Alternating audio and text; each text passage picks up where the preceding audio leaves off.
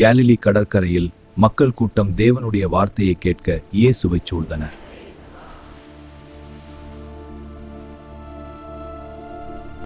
சிமோனே, படக கொஞ்சம் தண்ணீருக்குள் தள்ளு. ஆண்டவரே, சரி.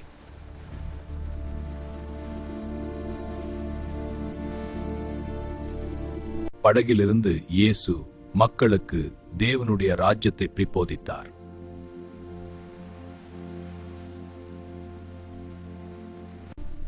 ஆழத்தில் சென்று உங்கள் வலைகளை வீசுங்கள்.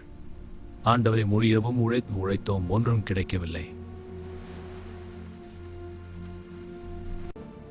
ஆனாலும் உங்கள் வார்த்தைக்கிணங்க வலை வீசுகிறேன்.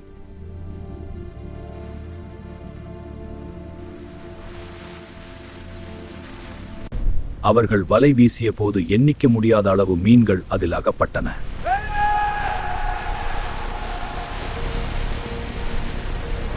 இரண்டு படகுகளும் மீன்களால் நிரம்பி, இது தேவனுடைய செயல்தான், உதவி செய். அற்புதத்தை கண்ட பேதுரு தன்னை பாவி என்று உணர்ந்து இயேசுவின் முன் விழுந்தான். ஆண்டவரே, நான் பாவியான மனுஷன், பயப்படாதே.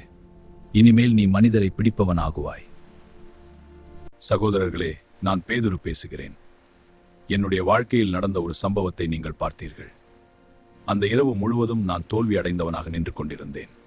ஏனென்றால் இரவு முழுவதும் நான் பிரயாசப்பட்டும் ஒரு மீனும் அகப்படவில்லை. அப்பொழுது என் அருகில் இயேசு வந்தார். என்னை அவர் அன்புடன் பார்த்து, ஆழத்தில் உன் வலையை போடு என்றார். நான் அப்படியே செய்தேன்.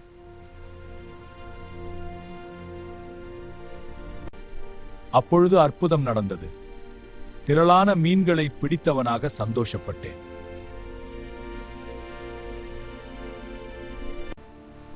அவரை உற்று பார்த்தேன். நான் பாவ உணர்வு அடைந்தேன். என் வாழ்க்கையே மாறியது. அவர்தான் உலக இரட்சகர் என்றும் தேவகுமாரன் என்றும் அறிந்து கொண்டேன். அவரை பின்பற்றும்படி என்னை ஒப்புக் கொடுத்தேன். நீங்களும் அவருடைய வார்த்தைக்கு செவி கொடுத்து அவரை ஏற்றுக்கொள்வீர்களானால் உங்கள் தோல்வியையும் ஜெயமாக மாற்றி புது வாழ்வு கொடுப்பார்.